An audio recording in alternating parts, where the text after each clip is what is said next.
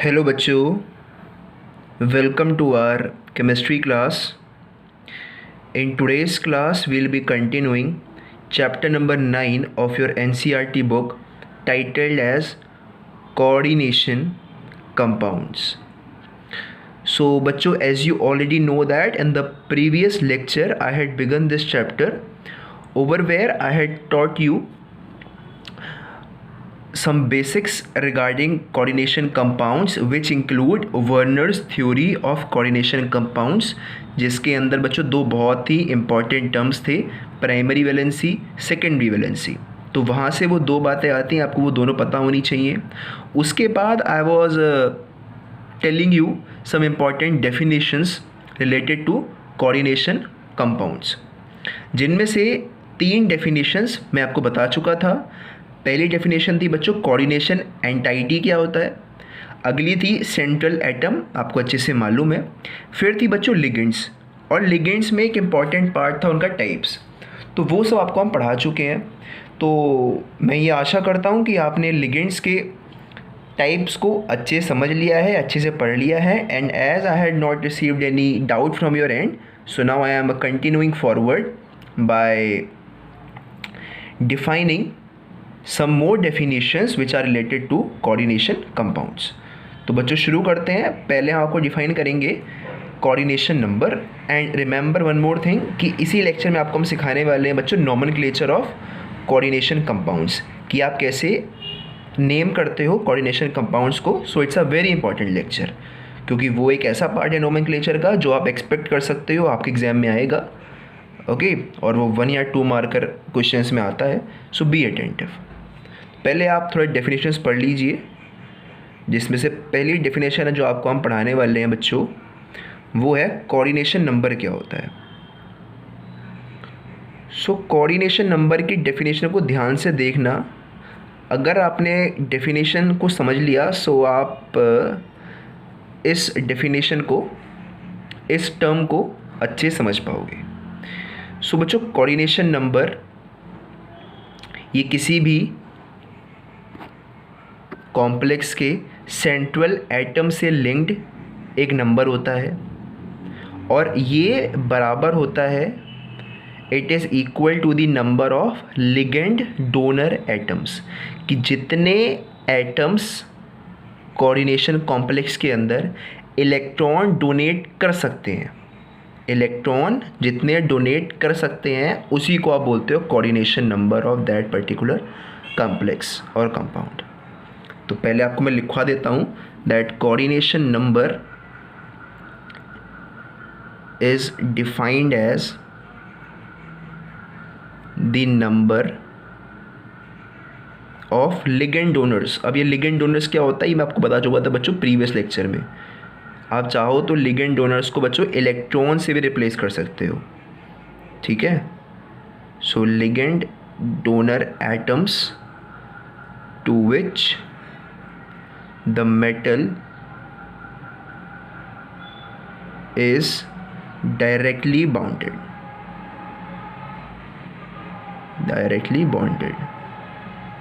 सो बच्चों I hope कि आपको एक डेफिनेशन क्लियर हो चुकी है कोऑर्डिनेशन नंबर का मतलब क्या है. ये मतलब है कि एक मेटल को कौन कौन से ऐसे एटम्स हैं जो इलेक्ट्रॉन दे सकते हैं, और दे सकते हैं तो कितने दे सकते हैं. अगर मान लेते हैं कि एक मेरे पास एक ऐसा एटम है जो सेंट्रल मेटल एटम को 2 इलेक्ट्रॉन दे रहा है, तो वहाँ पर जो कोऑर्डिनेशन नंबर होगा वो 2 होगा, ना कि 1. एटम तो बेशक एक है, बट वो इलेक्ट्रॉन कितने दे रहा है आपने उस पर ध्यान देना है, अपने डोनर एटम्स पर ध्यान देना है, लिगेंड डोनर पर ध्यान देना है कि वो कितने इलेक्ट्रॉन डोनेट कर रहा है. चलो now let's apply this definition of some of the examples. पहले आपको बहुत ही बेसिक एग्जांपल पूछूंगा आपसे मैं. पहला एग्जांपल बच्चों आपके सामने है कि मेरे पास एक कॉम्प्लेक्स कंपाउंड है, ये this is a complex compound in front of you. इसमें मेरे को बताओ कि क्या कोऑर्डिनेशन नंबर होगा. तो बहुत ही सिंपल सा आपका आंसर होगा कि सर यहाँ पर 6 क्लोरीन के एटम्स हैं जो एक एक इलेक्ट्रॉन डोनेट करेंगे प्लैटिनम को. सो यहाँ पर जो कोऑर्डिनेशन नंबर होगा वो 6 होगा. Any doubt in this. चलो एक और एग्जांपल ले लेते हैं. इसका बताओ क्या होगा? सो बच्चों आपको दिख रहा है कि निकल को डोनेट करने के लिए 4 क्लोरीन के एटम्स आपके पास अवेलेबल है कि 4 इलेक्ट्रॉन मिल जाएंगे, तो इसका कोऑर्डिनेशन नंबर 4 हो गया। क्लियर? अब और देखो, एक और एग्जांपल देखना कि you have the example of FeC2O4 3। अब इसमें बहुत ही ध्यान से समझना और फिर बताना कि क्या कोऑर्डिनेशन नंबर होने वाला है इस पर्टिकुलर कॉम्प्लेक्स का। तो आई होप कि आपने आंसर या तो 3 दिया होगा या तो 6 दिया होगा। ठीक है, सिर्फ 2 ही प्रोबेबिलिटीज़ खड़ी होती है, उससे अलग प्रोबेबिलिटी कोई और नहीं होती आंसर की। सो बच्चों जो सही आंसर है वो 6 है। 6 क्यों है? क्योंकि आपको पता है कि ये जो लिगेंड है ये एक डाइडेंटेड लिगेंड है। ये अपने 2 डोनर ग्रुप्स को डोनेट कर सकता है सेंट्रल मेटल एटम को। It can donate 2 different donor groups. इसका C2O4 का एक मॉलिक्यूल 2 डोनर एटम्स देता है। सो 3 कितने देंगे? 3 2 6। तो यहाँ पर जो इसका कॉम्प्लेक्स, यहाँ पर जो इसका कोऑर्डिनेशन नंबर होगा बच्चों 6 होगा, ना कि 3। Why? Because they are didentate ligand, that is simply the reason. Because it can bind with 2 different donor atoms with the central metal atom. So that is the reason कि 2 into 3 is 6। तो मैं समझता हूँ कि बच्चों आपको ये बात अच्छे से क्लियर है। इसके अलावा अगर आपसे कोई बोले, मैं ऐसे एग्जांपल उठा रहा हूँ, ज़रूरी नहीं है कि एक्चुअली में ये कंपाउंड हो। Late me say FeEDTA,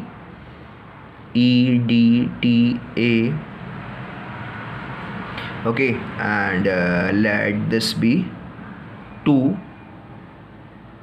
and let this be 4 negative. तो बताओ इसमें क्या होगा? What will be the coordination number for this particular complex? तो बच्चों आई होप कि आप समझ गए होंगे कि ये एक हेक्साडेंटेट लिगेंड है। ये एक हेक्साडेंटेट लिगेंड है। सो इसका एक मॉलिक्यूल डोनेट करता है 6 डोनर एटम्स को। It donate 6 atoms.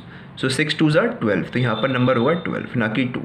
और गेटिंग माई पॉइंट? मतलब आपने देखना है कि क्या डेंटिसिटी है, क्या एबिलिटी है एटम्स को डोनेट करने की किसी पर्टिकुलर लिगेंड के अंदर। उस हिसाब से आप फिर आगे चल करके कोऑर्डिनेशन नंबर को बताते हो। ठीक है, सिर्फ ये नंबर देख के आपने नहीं बोल देना, आपने अंदर की स्पेसी को भी ध्यान में रखना है। ओके, सो आई होप कि बच्चों कोऑर्डिनेशन नंबर ये आपको अच्छे से क्लियर है। प्रैक्टिस करो इन चीज़ों की, तभी आप इनमें कॉन्फिडेंस गेन कर पाओगे। समझना तो बहुत आसान है, बट उसको अप्लाई करके सीखना इज़ मोर इम्पॉर्टेंट। बिकॉज आप गलती करोगे तो आपको पता चलेगा कि हाँ मेरे को ये चीज़ समझ में नहीं आई, फिर आप पूछोगे, तभी आप ग्रोथ करोगे। ओके, सो इसमें बच्चों डेफिनेशंस के अंदर बेसिकली यही सारी इंपॉर्टेंट बातें थी। सिर्फ एक और इम्पॉर्टेंट चीज़ है, that is homoleptic and heteroleptic complexes. बाकी उसके अलावा कुछ और टर्म्स हैं लाइक कोऑर्डिनेशन स्फीयर। तो ये एक बहुत ही सिंपल टर्म है, इसकी डेफिनेशन आप लिखो फटाफट, मैं बोल रहा हूँ। That the central metal atom and the ligands attached to it enclosed in a square bracket are known as coordination sphere. ठीक है, कुछ नया नहीं है, आपको अच्छे से मालूम है कि भाई इसको ये कोऑर्डिनेशन स्फीयर बोल रहा है, इसको, दैट्स इट, इसको ही कोऑर्डिनेशन स्फीयर बोल रहा है कि जो मेटल के साथ लिगेंड्स लगे हुए हैं they are enclose in a square bracket, इसको ये स्फीयर बोल रहा है। ठीक है, अब अगली बात हम करते हैं बच्चों कोऑर्डिनेशन पॉलीहेड्रॉन की। सो वो भी कुछ नया नहीं है, उसमें क्या है कि स्पेशल अरेंजमेंट दिखाया जाता है आपके लिगेंड का with respect to the central metal atom, बस। उसके अलावा वहाँ पर भी कुछ नहीं है इंपॉर्टेंट।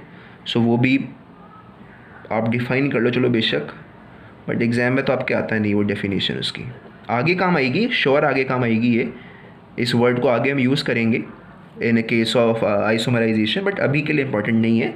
तो आप इसमें डिफाइन कर सकते हो उसको कि the special arrangement of ligand atoms which are directly attached to the central metal atom is known as a coordination polyhedron। ठीक है, अब आगे चलते हैं। आगे है बच्चों oxidation number of central atom, और इसको मैं ये नहीं समझता कि आपको बताने की ज़रूरत है। आपने क्लास 11th में इतने अच्छे से पढ़ा है ऑक्सीडेशन नंबर को कि आप किसी भी स्पेसी का ऑक्सीडेशन नंबर निकाल सकते हो provided you know the charge of the other atom. ठीक है, चलो आपका मैं एक एग्जांपल देता हूँ ताकि आपको रिवाइज हो जाए बस। तो एक एग्जांपल आपको मैं दे रहा हूँ बच्चों, 2 माइनस रख लेते हैं, ठीक है। सो ये आपके पास एक कॉम्प्लेक्स कंपाउंड है जिसकी पावर 2 माइनस है। तो आपसे पूछे भाई tell me the oxidation number of central atom, क्योंकि मैं इसको यूज़ करूँगा आगे जब आपको सिखाएंगे बच्चों क्या नोमेनक्लेचर, तो वहाँ पर हम ये यूज़ करते हैं concept of oxidation number of central atom. तो बहुत ही सिंपल होता है, आप इसको x मानते हो जिसका निकालना है। क्लोरीन का आपको पता है भाई -1 होता है, सो x प्लस कितने हैं, 4 हैं, तो 4 इंटू -1 बराबर किसके है, -2 के, रख दीजिए। अब -4 को उधर लेके जाओ, x के लिए निकाल लो, तो x की वैल्यू होगी 4 - 2 दैट इज़ +2, इसकी ऑक्सीडेशन स्टेट है। मैं समझता हूँ कि आपको बच्चों ये बात क्लियर है, और मतलब बहुत ही बेसिक सी बातें हैं, इसमें आपको बताने की ज़रूरत नहीं है। और जब मैं आपको नोमेनक्लेचर सिखाऊंगा तो बता दूंगा कि भाई किसका -1 होता है और किसका -2 होता है, किसका -3 होता है, वो सब आपको वहाँ पर दिख जाएगा। तो ये पता लगाना भी आपके लिए कोई बड़ी बात नहीं होगी कि -1 होगा -2 होगा। बाकी ये तो आप देख सकते हो नंबर क्या लिखा हुआ है, ये x है, पावर देखो क्या है उसकी, ठीक है। ये तो फिर बेसिक सी बात है, so I am not discussing that. बस एक लास्ट डेफिनेशन कर लेते हैं यहाँ पर आप, होमोलैप्टिक और हेटेरोलैप्टिक कॉम्प्लेक्सेस, क्योंकि वो कभी कभी आपके एग्ज़ाम में आ जाता है। सो बच्चों आप इनके नाम को देख कर के बता सकते हो कि ये क्या चीज़ है, once I tell you, after that तो आपसे कोई पूछे तो आप अगर भूल भी गए हो तब भी आप इसके नाम को देख करके आइडिया लगा सकते हो कि ये क्या, किस तरह के कॉम्प्लेक्सेस होंगे, कैसे। First of all let me tell you कि होमोलैप्टिक कॉम्प्लेक्स क्या होते हैं, तभी आप उसको बाद में रिलेट कर पाओगे अपने आप। सो होमोलैप्टिक कॉम्प्लेक्सेस वो कॉम्प्लेक्सेस होते हैं जिनके अंदर जो लिगेंड्स होते हैं वो सारे एक ही तरह के होते हैं। डिफाइन कर लीजिए इसको, complexes in which a metal is bound to only one kind of donor group, one kind of donor group। ऐसे कॉम्प्लेक्सेस को हम बोलते हैं बच्चों होमोलैप्टिक कॉम्प्लेक्सेस। इसका एग्जांपल दे देते हैं आपको एक। सो एग्जाम्पल आप ये ले सकते हो, यहाँ पर देखो जो लिगेंड्स लगे हुए हैं सेंट्रल मेटल एटम के साथ, वो सारे एमीन के लिगेंड्स हैं। ओके, सो यहाँ पर कोई और अलग लिगेंड नहीं आया, सिर्फ एक ही तरह का लिगेंड लगा हुआ है। So that is the reason कि आप इसको होमोलैप्टिक बोलते हो। तो हेटेरोलैप्टिक क्या होगा, अभी आपका होमवर्क है, अपना आप लिखो इसकी डेफिनेशन। हेटेरोलैप्टिक कॉम्प्लेक्स, चाहे अपनी एनसीईआरटी की बुक को यूज़ करो, कैसे भी करो, आपको दिख रहा होगा हेटेरो माने डिफरेंट होता है। So complexes in which a metal is bound to different, लिख दो different kind of donor group, या फिर लिख दो बाउंड टू 2 और more kind of donor group. उसका मतलब वही हो जाता है कि different types of donor groups. ठीक है, तो मैं आपसे कह रहा था बच्चों आप नाम को देख करके पता लगा पाओगे कि ये चीज़ क्या है, कैसे समझो। अब होमो का मतलब होता है सेम, ये तो आप बहुत ही फेमस हो इस वर्ड से, होमोजीनियस आपने पढ़ा था, हेटेरोजीनियस आपने पढ़ा था। सो होमो का मतलब होता है बच्चों सेम, और हेटेरो का मतलब होता है बच्चों डिफरेंट। तो एक तो आपको यहाँ से आइडिया लग गया कि कुछ सेम है और कुछ डिफरेंट है। ठीक है, आगे आप देखो बच्चों लैप्टिक है, तो अगर आप इसको रिलेट कर पाओगे तो अच्छी बात है, नहीं कर पाओगे तब भी कोई बात नहीं। तो लैप्टिक से एक हिंदी का वर्ड होता है, इसे हम बोलते हैं बच्चों लिपटा हुआ। सो जहाँ पर सेम तरह के डोनर ग्रुप्स लिपटे हुए हों सेंट्रल मेटल एटम से, उसको आप बोलते हो होमोलैप्टिक। हेटेरो में वही different types of donor groups attach to a central metal atom, उसको आप बोलते हो हेटेरोलैप्टिक। तो आई होप कि अब से आप इन वर्ड्स को देख करके बता पाओगे किसी को भी कि भाई इसका मतलब क्या है और इसका मतलब क्या है। सो बच्चों डेफिनेशंस के अंदर इतना ही था। मैं ये समझता हूँ कि आपको हर एक term that is related to a coordination compound clear हो गया है। अगर कोई भी डाउट होता है या फिर आगे कोई नया टर्म ऐसा आता है जो आपको बताने की ज़रूरत है तो आपको हम वहीं पर बता देंगे। सो फॉर नाउ डेफिनेशन यहाँ पर ख़त्म होती है, अब शुरू होता है हमारा nomenclature. Fine, so let's start the nomenclature of coordination compounds. So बच्चों, अब इस चैप्टर नंबर 9 का एक बहुत ही इम्पोर्टेंट सेक्शन हम शुरू करने वाले हैं, दैट इज़ नॉमेनक्लेचर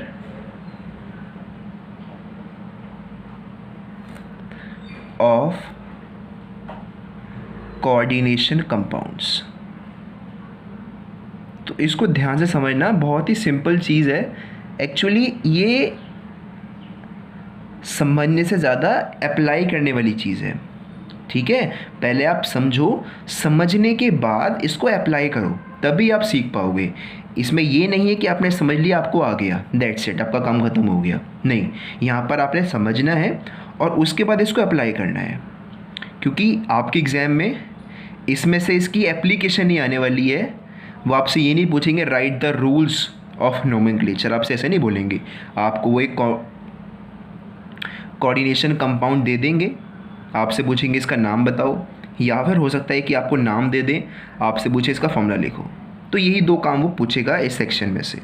सो यहाँ पर आपने अप्लाई ज़्यादा करना है चीज़ों को। मैं भी यही करूँगा, पहले आपको रूल दे दूँगा, ओके। और मैं आपको सिखाऊंगा बच्चों नेमिंग ऑफ कोऑर्डिनेशन कंपाउंड्स। मैं आपको सिखाऊंगा सिर्फ और सिर्फ नेमिंग ऑफ कोऑर्डिनेशन कंपाउंड्स, क्योंकि अगर आपको नेमिंग समझ में आ गई है तो आप फॉर्मूला तो खुद डिराइव कर सकते हो ना। एक बार नाम अपने, अगर अपने फॉर्मूले से नाम बनाना सीख लिया, ओके, अगर अपने कोऑर्डिनेशन कंपाउंड के फॉर्मूले को देख करके उसका नाम लिखना सीख लिया, तो क्या ये पॉसिबल नहीं है कि आपको नाम देख करके फॉर्मूला लिखना आ जाए? ऑब्वियस सी बात है।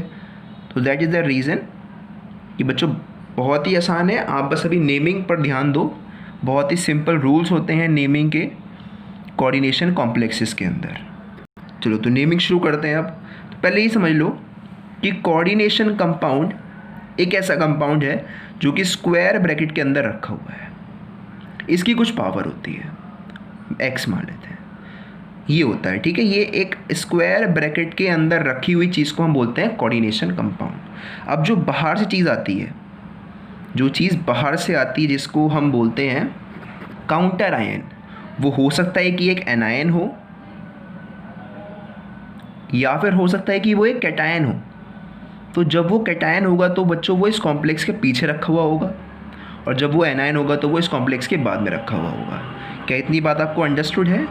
एनायन का मतलब होता है जैसे क्लोरीन हो गया, ओके, ब्रोमीन हो गया, नाइट्रोजन, ऑक्सीजन, ये सारी चीज़ें एनायंस होती हैं। जबकि कैटायंस का मतलब बेसिकली मेटल से होता है, जैसे कि पोटेशियम, सोडियम वगैरह वगैरह, ठीक है, उन सबको हम कैटायंस बोलते हैं। तो रूल नंबर 1 इसी के ऊपर बेस्ड है कि पहले आप ये देखो कि आपके पास कॉम्प्लेक्स कंपाउंड कैसे एक्ट कर रहा है। यहाँ पर आपका कॉम्प्लेक्स एक्ट कर रहा है एज कैटायन। दोबारा सुनो, मैंने कहा भाई इस वाले कंपाउंड के अंदर जो आपका कॉम्प्लेक्स कंपाउंड है ये एक्ट कर रहा है एज कैटायन, क्योंकि हम कैटायन को पहले लिखते हैं एक फॉर्मूले के अंदर, और यहाँ पर ये एक्ट कर रहा है एज एनायन। तो पहला रूल इसी के ऊपर है कि अगर आपको ये दिखता है कि आपका जो कोऑर्डिनेशन कंपाउंड है उसके अंदर कोऑर्डिनेशन कंपाउंड एक्ट कर रहा है एज एनायन, तो जो उसका कैटायन होता है नाम पहले इस कैटायन का आता है। कि जब आप नेमिंग करोगे तो जो चीज़ पहले रखी होती है पहले उसी को तो नेम करते हो ना। सो अगर सिचुएशन इस तरह से है कि पहले कोऑर्डिनेशन कंपाउंड है फिर एनायन है, तो पहले आप कोऑर्डिनेशन कंपाउंड को नेम करोगे फिर नाम लिख दोगे एनायन का, एज सिंपल एज दैट। और अगर आपके पास पहले कैटायन है फिर कोऑर्डिनेशन कंपाउंड है, तो पहले आप नाम लिखोगे कैटायन का, फिर नाम लिखोगे अपने कोऑर्डिनेशन कंपाउंड का। क्या इतनी बात आपको क्लियर है? एनी डाउट इन दिस कि नाम पहले उसी चीज़ का लिखोगे जो पहले आती है। तो मैं इसको लिख देता हूँ भाई, कैटायन इज नेम्ड फर्स्ट। बस ये आपका रूल नंबर 1 हो गया। अब आते हैं अगले रूल पर। अगला रूल आता है बच्चों naming of the coordination compound से, कि पहले ये बताओ कि कोऑर्डिनेशन कंपाउंड के अंदर होता क्या क्या है। जस्ट ये सारा साइड में लिखा जाएगा, आप लिखोगे नहीं साथ में। कोऑर्डिनेशन कंपाउंड के अंदर क्या क्या होता है? आप कहोगे सर कुछ लिगेंड्स होते हैं और एक सेंट्रल मेटल एटम होता है। तो मैंने माना भाई एक मेटल है मेरे पास और एक अदर लिगेंड है, L1, 2 लिगेंड मैंने मान लिए, L1 लिगेंड है, L2 लिगेंड है। तो इसमें ये रूल होता है कि पहले आप लिगेंड्स को नेम करते हो किसी भी कोऑर्डिनेशन कंपाउंड के अंदर, पहले आप लिगेंड्स को नाम दोगे, उसके बाद आप सेंट्रल मेटल एटम को नाम देते हो। Is this clear to you? चलो पहले हमने इसका नाम देना है लिगेंड्स का, फिर मेटल का देना है। ये तो बात क्लियर हो गई। बट अगर लिगेंड्स ही एक से ज़्यादा हों, जैसे यहाँ पर 2 लिगेंड हैं, तो भाई पहले नाम किसको दें, L1 को दें, L2 को दें। अब ये भी चीज़ इंपॉर्टेंट है। तो सेकेंड रूल आपको ये बताता है कि बच्चों जिस लिगेंड का नाम अल्फ़ाबेटिकल ऑर्डर में पहले आता है उसको पहले रख दो। समझ रहे हो? जिस लिगेंड का नाम अल्फ़ाबेटिकल ऑर्डर में पहले आता है उसको पहले लिखो, फिर अगला लिगेंड लिखो। फॉर एग्जांपल मैं आपको एक लिगेंड दे रहा हूँ बच्चों एमीन, एक लिगेंड दे रहा हूँ आपको एक्वा। इनके नाम एमीन कैसे है, एक्वा कैसे है, वो एक पूरी टेबल होती है। मैं आपको वो टेबल चलो बना के दे दूँगा, ओके, इसी लेक्चर में, इसी के बाद बस रूल्स के बाद। तो वहाँ पर आप सबको नोट डाउन कर लेना, नाम याद कर लेना। तो इसको आप बोलते हो बच्चों एमीन बोलते हो। अभी बस मान लो कि एमीन बोलते हैं, मानना तो वहाँ पर भी कोई रीज़न नहीं है इसके पीछे, ठीक है। इसको एमीन बोलते हैं, इसको एक्वा बोलते हैं। मैंने आपसे कहा भाई पहले आपने नाम तो लिगेंड्स को देना है, ठीक है। तो पहले आप एमीन को दोगे या एक्वा को दोगे? तो आप अपने आप से पूछोगे कि क्या पहले अल्फ़ाबेटिकल ऑर्डर में कौन सा आता है। तो ऑब्वियस सी बात है, चलो ए तो सेम हो गया, तो आगे बढ़ेंगे। यहाँ पर एम है, यहाँ पर क्यू है। तो ये बताओ अल्फ़ाबेटिकल ऑर्डर में पहले एम आता है पहले क्यू आता है? तो ऑब्वियस सी बात है भाई पहले एम आता है। यानी कि पहले आप एमीन को लिखोगे फॉर्मूले के अंदर, सॉरी नेमिंग के अंदर, फिर एक्वा पे जाओगे। क्या ये बात आपको क्लियर है बच्चों? यही आपका रूल नंबर 2 है। क्या है rule number 2? That ligands are named first and in alphabetical order. अब ये ध्यान रखना कि इस फर्स्ट को इस फर्स्ट से कंफ्यूज मत कर देना, ठीक है। इस फर्स्ट को इस फर्स्ट से कंफ्यूज मत कर देना। ये फर्स्ट था बच्चों इस वाले केस के लिए। जब मैं कोऑर्डिनेशन कंपाउंड के बारे में बात भी नहीं कर रहा था, मैं सिर्फ एक केटायन और एनायन के बारे में बात कर रहा था, ठीक है। इससे अच्छा तो ये है कि इस फर्स्ट को हटा ही दो, वो ज़्यादा बेटर है। Ligands are named in alphabetical order, और इसके आगे लिख दो बिफोर द मेटल एटम। अब ज़्यादा ठीक है, बिफोर द मेटल एटम, ठीक है बच्चों। तो रूल नंबर 2 भी आपको अच्छे से क्लियर हो गया। अब आते हैं रूल नंबर 3 पर। तो रूल नंबर 3 एक फिर से बहुत ही सिंपल रूल है भाई। वो ये कहता है कि हमने कई सारे ऐसे कॉम्प्लेक्स कंपाउंड देखे हैं जहाँ पर हमारे पास जो लिगेंड्स होते हैं इनकी नंबर बहुत बड़े बड़े होते हैं। मैंने मान लिया भाई जो मेरे पास L1 लिगेंड है वो मेरे पास 3 है, L2 लिगेंड मेरे पास 4 है। पॉसिबल है ना, कई सारे ऐसे आपके पास कॉम्प्लेक्स कंपाउंड होते हैं जहाँ पर एक लिगेंड 3 बार आता है, एक लिगेंड 4 बार आता है, ऐसे लिखते हैं ना कई बार हम। तो अब वो ये कहता है कि इन 3 और 4 को कैसे स्पेसिफाई करें कि ये लिगेंड 1 3 है, लिगेंड 2 4 हैं। तो उसके लिए उन्होंने बहुत ही सिंपल सा हमें बताया कि आप प्रीफिक्सेस को यूज़ करो, जैसे कि मोनो यूज़ करो, डाई यूज़ करो, ट्राई यूज़ करो, और बता दो कि भाई कितने लिगेंड हैं। जैसे कि मैं कहूँ कि मेरे पास, थोड़ा सा मैं चेंजेस कर रहा हूँ, M नाम यहाँ पर दे रहा हूँ, इसको NH3 रख रहा हूँ, इसको मैंने 3 मान लिया, L2 के प्लेस पर H2O रख रहा हूँ, और इसको मैंने 4 मान लिया। तो वो कह रहे हैं कि आपने अगर बताना है कि एमीन 3 है तो आप लिखो ट्राई एमीन, ऐसे लिखो कि 3 एमीन है तो ट्राई एमीन लिखो। आप कहते हो कि 4 एक्वा है तो लिखो टेट्रा एक्वा, समझ रहे हो। Mono for 1, di for 2, tri for 3, tetra for 4, penta for 5, hexa for 6 and so on, वही सेम चीज़, ठीक है। तो ये जो भी हमारा क्लियर हो गया रूल नंबर 2 के अंदर। और एक छोटा सा और इसमें होता है कि जिन लिगेंड्स के अंदर पहले से ही नंबर इंक्लूड हो कोई ना कोई, जैसे कि आपने देखा था इथाइलिन 1,2 डायमीन में, तो यहाँ 1,2 पहले से आ रहा था। तो वो कहते हैं कि जब ऐसा केस हो कि आपके पास ये नंबर मौजूद हैं लिगेंड के खुद नाम में, तो आप ये डाई ट्राई यूज़ नहीं करते। तो आप बच्चों इसके आगे यूज़ करोगे बिस, ट्रिस, टेट्राकिस, पेंटाकिस, इस तरह से आप यूज़ करते हो। तो उसको यहाँ पर लिख देते हैं आपके सामने हम कि prefixes such as mono, di. So बच्चों मैंने यहाँ पर पूरा लिख दिया है वो, there was some problem due to which I had to write it like this. तो यहाँ पर ध्यान से देखो, मैं लिख दिया कि prefixes such as mono, di, tri are use to indicate the number of ligands in normal cases. But एक स्पेशल केस है, वो क्या है कि when name of ligand includes numerical prefix, जैसे कि ये, तो हम क्या करते हैं, then terms like bis is used for 2, कि अगर आपसे कहीं भाई ये 2 हैं आपके पास, तो आप लिखोगे इसको बिस इथाइलिन 1,2 डायमीन, और ये ब्रैकेट में ही आएगा, इस तरह से लिखा जाएगा ये बिस, फिर आगे ब्रैकेट के अंदर ये चीज़ आती है। ये भी ध्यान रखना कि ये जिसमें न्यूमेरिकल प्रीफिक्सेस होते हैं वो ब्रैकेट के अंदर ही चीज़ आती है। ट्रेस आता, अगर यहाँ पर 3 होते हैं, यहाँ पर ट्रेस आ जाता आगे, अगर होते ये 4 तो टेट्रा आता, फिर पेंटा, ओके एज इट इज़। तो मैं समझता हूँ कि रूल नंबर 3 आपको बच्चों अच्छे से क्लियर है। अब रूल नंबर 4 एक लास्ट रूल है जो कहता है कि जब आप इसका नाम लिख रहे हो किसी भी कोऑर्डिनेशन कंपाउंड का, तो आपने पहले नाम लिख दिया अपने लिगेंड्स का, फिर नाम लिख दोगे बच्चों अपने मेटल का।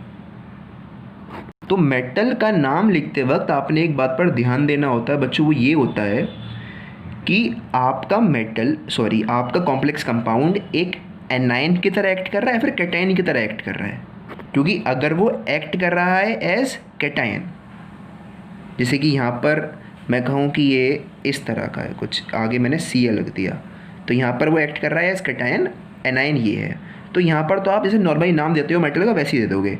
फॉर एग्जांपल मेटल मैंने मान लिया कि यहाँ पर आपके पास कोबाल्ट है, तो आप इसको सिंपली कोबाल्ट लिख दोगे कि आपने लिगेंड्स वगैरह का नाम दिया, फिर आगे लिख दिया कोबाल्ट, ख़त्म।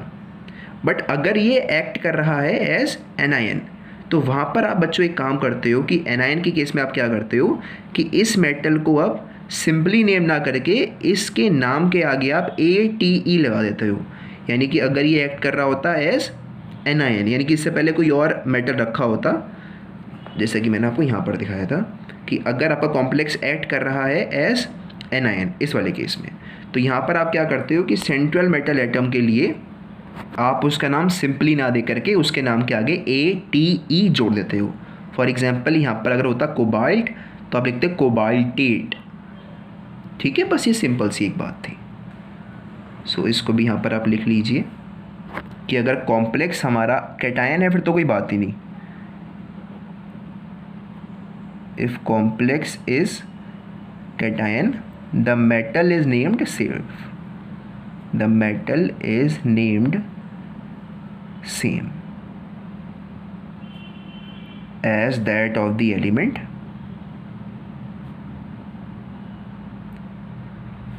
but if complex is anion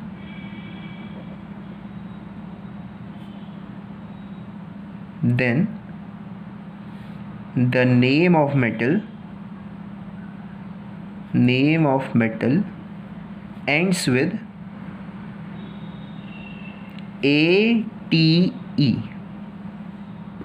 तो बच्चों आई होप कि आपको ये बात अच्छे से क्लियर है कि अगर एनायन की तरह एक्ट कर रहा है तो आप उसको ATE से रिप्लेस कर देते हो, मतलब एलिमेंट के आगे ATE लगा देते हो। बट कुछ एलिमेंट का एक्सेप्शन है, मैं थोड़े उन एलिमेंट को आपको एग्जांपल देता हूँ, आप उनको याद कर लेना कि अगर वो एक एनायन की तरह एक्ट करते हैं तो जो उनका नाम होता है वो ATE हम नहीं लगाते, नाम उनका थोड़ा चेंज हो जाता है। फॉर एग्जांपल अगर आपके पास आयरन है as central metal atom in the complex compound और वो एक्ट कर रहा है एज एनायन, लिख लो इसको, एनायनिक कॉम्प्लेक्सेस का केस है, एनायनिक कॉम्प्लेक्सेस का ये केस है। तो आयरन को आप बोल देते हो एज फेरेट, ठीक है। आप आयरनेट नहीं लिखते, आप फेरेट लिखते हो वहाँ पर। अगर आपके पास कॉपर होता है तो आप उसको क्यूपरेट लिखते हो। अगर आपके पास लेड होता है तो आप इसको प्लम्बेट लिखते हो। अगर आपके पास सिल्वर होता है तो आप इसको बच्चों आर्जेंटेट लिखते हो। Getting my point? कि ज़रूरी नहीं कि हर बार AT ही लगा दोगे उसी सेम एलिमेंट के नेम के पीछे, नहीं, कई बार चीज़ें चेंज भी हो जाती हैं। तो इतने इनफ है आपके लिए। अगर आप चाहो तो एक गोल्ड का याद मेरे को आ रहा है, चलो लिख दो फिर। गोल्ड का होता है बच्चों ऑरेट, ठीक है। तो ये 5 आप याद कर सकते हो, ये आपके लिए हेल्पफुल होंगे। कब? जब आपका कॉम्प्लेक्स एक्ट कर रहा होगा एज एनायन। तो वहाँ पर थोड़ा ध्यान रखना कि एनायन की तरह एक्ट कर रहा है, कैटायन की तरह एक्ट कर रहा है। तो बच्चों इसके बाद एक लास्ट रूल है, बहुत ही सिंपल से रूल है, जो कहता है कि जब आप कॉम्प्लेक्स को नेम कर रहे हो अपने, तो जब आप मेटल को नाम दे देते हो तो उसके बाद लिखते हो मेटल की oxidation state in the form of Roman numbers, okay, enclose with in parenthesis, fine.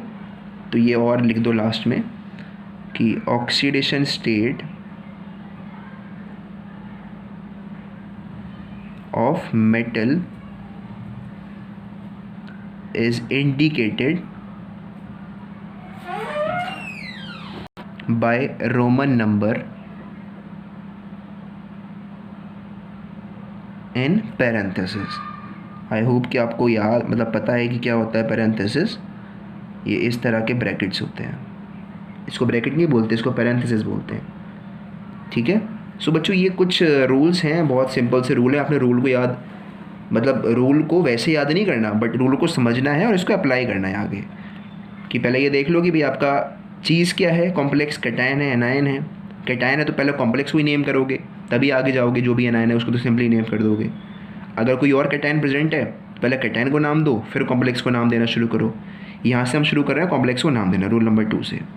पहले लिगेंड्स को नाम दोगे, लिगेंड्स का अगर नंबर है तो ये रूल लगाओगे, उसके बाद मेटल को नाम देने के लिए ये रूल लगाते हो, उसके बाद लास्ट में ऑक्सीडेशन स्टेट को स्पेसिफाई करने के लिए आप ये वाला रूल लगाते हो, एंड दैट्स इट।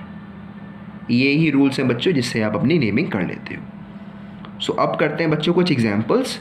मैं भी आपको कुछ एग्जाम्पल्स करवाऊँगा, खुद आपने बहुत सारे एग्जाम्पल्स करने हैं, तभी आपको कॉन्फिडेंस आएगा, तभी आपको एक लगेगा कि हाँ भाई I had understood the nomenclature of complex compounds. So बच्चों let's start with the examples.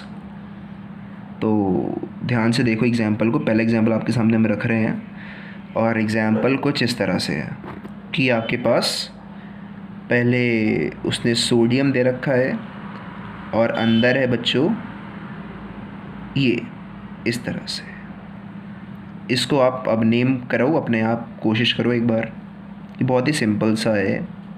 तो बच्चों आपको मैंने कहा कि पहले चेक करो कि कैटायन को पहले नाम देते हो फिर एनायन पर पहुँचते हो। तो कैटायन आपका बहुत ही सिंपल है, सोडियम कैटायन है, तो पहले सिंपली सोडियम नाम दे दो, you are done with the cation. अब आप एनायन के ऊपर आओगे, तो एनायन के अंदर पहले आप नाम देते हो अपने लिगेंड को। लिगेंड के अंदर भी पहले आप देखते हो कि क्या नंबर है आपके लिगेंड का। तो यहाँ पर नंबर 4 है, तो 4 को हम दिखाते हैं टेट्रा से। तो सोडियम के बाद लिखोगे टेट्रा, फिर लिखोगे इस लिगेंड का नाम, फिर आप बच्चों नाम देते हो इस क्लोरीन का, सो इसको हम बोलते हैं क्लोरो। अच्छा मैंने अभी आपको नाम दिखाई नहीं ना इसके लिगेंड्स के, okay. So just after the example I will show you कि आप क्या नाम लिखते हो किस लिगेंड के लिए, ठीक है। सो अभी आप सुन लो इसको, टेट्रा क्लोरो, उसके बाद नाम लेते हो आप मेटल का। तो मेटल है बच्चों निकल, बट इस बार ये क्या है, ये एनायन वाले केस में है, तो हम इसके आगे AT लगा देंगे। सो ये हो जाएगा बच्चों निकलेट। क्या हो जाएगा ये, निकलेट, ठीक है। अब इसके आगे आप लिखते हो इसके oxidation number in parenthesis in the form of Roman numbers. तो बहुत ही सिंपल है कि भाई यहाँ पर इसका +2 है, तो सोडियम का +2 प्लस इसका x हमने मान लिया जिसका निकालना है, Cl का -1 × 4 -4 हो गया, बराबर 0 है। तो x की वैल्यू देखो -4 + 2 -2, तो x की वैल्यू +2 आ गई। तो इसका ऑक्सीडेशन स्टेट क्या हो गया बच्चों, +2, क्या मतलब 2 हो गया रोमन नंबर्स में। तो ऐसे आप नाम देते हो। अब चलते हैं, आपको लेके आते हैं टेबल पर, जहाँ पर हमने ये लिख करके दिखाएंगे भी आपको हम कि आप कैसे इनको नेम करते हो। सो बच्चों इस पेज पर आपके पास पूरा टेबल है लिगेंड्स के नेम का, साथ में उनका चार्ज भी आपको गिवन है कि क्या होता है, -1 +1 जो भी होता है। सो ये सारे आपको पहले दिखेंगे नेगेटिव लिगेंड्स, फिर आएंगे न्यूट्रल लिगेंड्स, उसके बाद आएंगे पॉजिटिव लिगेंड्स। एक एक करके सबके नाम को आप अपने नोटबुक में नोट डाउन करिए बाय पॉजिंग द वीडियो, और फिर आपने इनको याद करना है कि इसको हम बोलते हैं एसीटेटो। नेगेटिव को हम बोलते हैं बच्चों, जिसका नाम होता है ना, इसका नाम एसीटेट था वैसे, बट लिगेंड्स का नाम देते वक्त हम इसके ई को रिप्लेस कर देते हैं ओ से, ठीक है। सो ये बात आप ध्यान दो और सभी को नोट डाउन करते जाओ धीरे धीरे। आई am moving the page, slowly आप नोट डाउन करते रहिए। अब आप यहाँ पर पॉज करके नोट डाउन कर सकते हो, बस इतने ही आपको याद करने हैं नेगेटिव लिगेंड्स के लिए, इतने इंपॉर्टेंट है बस आपके लिए। तो हर एक का ध्यान देना कि क्या चार्ज है, क्योंकि वही आपको हेल्प करेगा to determine the oxidation state. ठीक है, और नाम तो पता होना ही चाहिए, तभी आप आगे बच्चों नेमिंग कर पाओगे। सो पहले आप इन अभी नामों को याद कर लो। अभी याद तो नहीं कर पाओगे हैंड टू हैंड, अभी लिख लो इनको, और जब अभी आपसे मैं कुछ एग्जांपल्स करवाऊंगा तो वहाँ पर पेज 10 करके अभी देख लेना। बट जब आप खुद प्रैक्टिस करोगे तो उस समय पर आपको ये नाम याद होने चाहिए। बस इतने और हैं बच्चों, ये कुछ 3 और 3 6 न्यूट्रल हैं और 2 पॉजिटिव लिगेंड्स के नाम आपने याद रखने हैं, दैट्स इट। सो आपसे मैं रिक्वेस्ट करूँगा कि आप इन सभी को अभी फटाफट नोट डाउन करिए। I am moving back to the examples. तो बच्चों आई सपोज़ कि आपने लिगेंड्स के नाम को नोट डाउन कर लिया है। अब आप बस वहीं पर रेफ़र करोगे उसी पेज पर और बताओगे कि क्या नाम है, what ever compound I give you over here. और ये बहुत ही ऑब्वियस सी बात है कि अगर आपको नेमिंग आ गई तो आप नाम को देख करके फॉर्मूला तो लिख ही सकते हो ना। ये तो वेल अंडरस्टूड बात है एक स्टूडेंट के लिए कि अगर उसको किसी चीज़ पर चढ़ना आ गया तो वहाँ से वो निकल भी सकता है। ओके, सो यहाँ पर देखो आप, ये आपको गिवन है, क्रोमियम है, Cr है। सो यहाँ पर आपका कॉम्प्लेक्स ऐड कर रहा है एस कटायन, तो आप पहले कॉम्प्लेक्स को ही नेम करोगे, बाद में जाओगे बाहर ब्रैकेट के। तो पहले आप नाम देते हो लिगेंड्स को, तो यहाँ पर 2 अलग अलग लिगेंड्स हैं, तो आप पहले किसको नेम दोगे, तो आप देखोगे अल्फ़ाबेटिकल ऑर्डर। तो आप अगर इसका नाम देखो बच्चों टेबल के अंदर, तो ये होता है एमीन और ये होता है एक्वा। ठीक है, सो पहले हम नाम देंगे एमीन को, फिर जाएंगे एक्वा पर, अल्फ़ाबेटिकली चल रहे हैं। और यहाँ पर एमीन आपके पास 3 है, तो आप इसको बोलते हो बच्चों ट्राई। सो नाम शुरू होगा ट्राई से, ट्राई एमीन। ठीक है, एक तो हो गया। अब आते हैं इस वाले लिगेंड पर, तो बच्चों ये क्या है, एक्वा इसको बोलते हैं और 3 ये हैं, तो इसको आप बोलोगे ट्राई एक्वा, ट्राई एक्वा। तो लिगेंड्स का काम पूरा हो गया। अब आप आओगे मेटल पर, तो मेटल आपका क्रोमियम, तो नाम क्रोमियम ही रहेगा क्योंकि यहाँ पर ये कैटायन की तरह एक्ट कर रहा है, नाम चेंज ही नहीं होगा, तो क्रोमियम। फिर आप आगे लिखते हो इसकी ऑक्सीडेशन स्टेट, वो बाद में लिखेंगे कोई बात नहीं, और आप आगे लिख दोगे बच्चों क्लोरीन। यहाँ पर आपका नाम बच्चों ही ख़त्म हो जाता है। ठीक है, अब बात करते हैं इसकी ऑक्सीडेशन स्टेट की। तो हमने इसको x मान लिया जिसकी निकालनी है। अब इसका देखोगे तो 0 होता है। आप इसका चेक कर लेना, अभी मैंने आपको टेबल दिखाया था, तो ये दोनों थे न्यूट्रल लिगेंड्स के केस में, ये भी न्यूट्रल था, ये भी न्यूट्रल था, यानी कि इनके पास चार्ज कुछ ही नहीं होता। तो +0 और ये है बच्चों Cl3 और एक Cl पे होता है -1, तो ये हो जाएगा -3, दिस इज इक्वल टू 0। तो x की वैल्यू क्या हो गई, +3 हो गई, तो यहाँ पर आएंगे 3। So this is the formula. I hope this is also clear to you. So इसको नोट डाउन करिए, I am turning the page. अब बच्चों इसको ट्राई करो, तो फिर से ये कैटायन है, पहले इसका नाम दोगे, तो ये क्लोरो है और ये एमीन है, तो ए पहले आता है तो इसको नाम पहले करोगे, तो यहाँ पर 5 है तो होगा पेंटा। फिर आप नाम दोगे इसका जो है एमीन। फिर आप आओगे बच्चों क्लोरो पर, सबके बीच में गैप नहीं होता, ध्यान रखना, पूरा एक साथ दिखा जाएगा सारा ये, पेंटा एमीन क्लोरो। फिर नाम दोगे मेटल का, मेटल क्या है, प्लेटिनम है, तो ये हो गया बच्चों प्लेटिनम। फिर है आपके पास इसका ऑक्सीडेशन स्टेट लिखोगे, बाद में लिख देंगे, आगे लिखोगे ब्रोमाइड। ठीक है, वहाँ पर भी IDE आएगा, बहुत ही सिंपल सी बात है।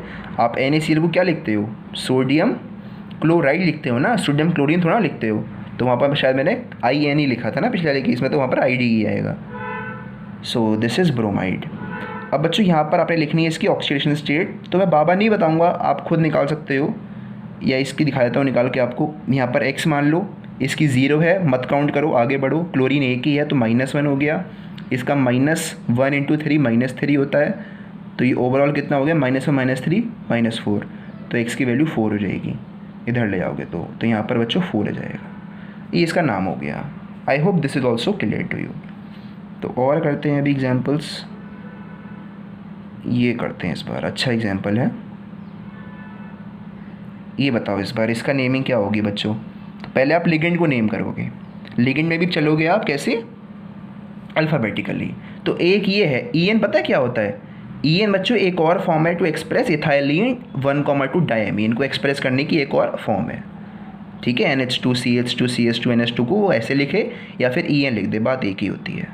तो उसका नाम शुरू होता है E से, इथाइलिन 1,2 डायमीन का नाम शुरू होता है E से, और इसका नाम शुरू होता है C से। तो पहले ई आता है या सी आता है? सी पहले आता है, तो पहले आप इसको नाम करोगे, तो ये हो जाएगा बच्चों डाइक्लोरो।